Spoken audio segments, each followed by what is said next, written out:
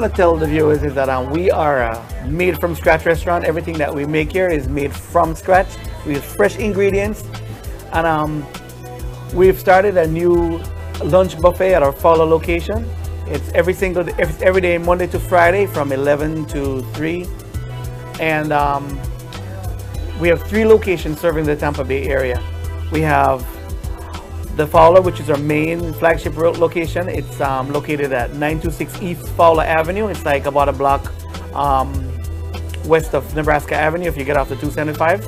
And we have another location smack in the middle of downtown Tampa. It's called the Jerkut Downtown Cafe.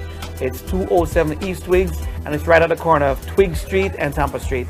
And then we have another location, brand new market in South Tampa. It's right down there in Gandy and Manhattan Avenue, and that location is called the Jerkut Southside Cafe. That location is just an express unit though. It's just drive through, you can walk up to the window, pick up food.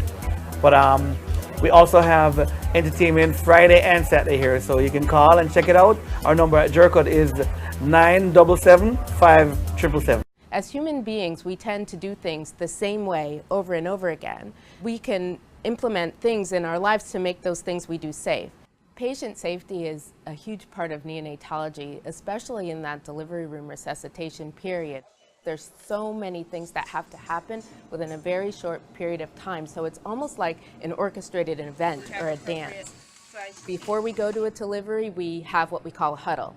And we decide who's going to do what in the room, who's going to make sure the baby's warm, who's going to make sure the baby's breathing, who's going to make sure the baby's heart rate is appropriate.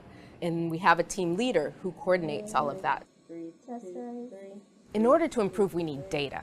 We need data about just about everything, and we try to measure everything. We measured how long it took for us to take a baby from the delivery room to the NICU. Things like, what is the temperature in the delivery room when we're having babies, and how does the temperature of the room relate to the baby's temperature and outcomes?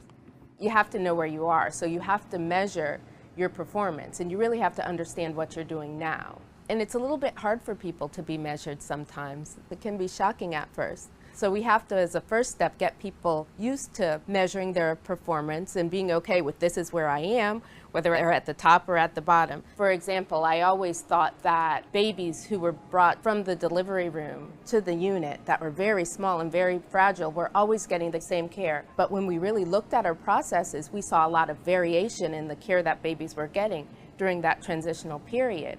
And some of that variation was not beneficial. So what we just decided to do was standardize processes. We have specific communication strategies that we use in those critical periods so that we know that everybody's on the same page and knows what's going on.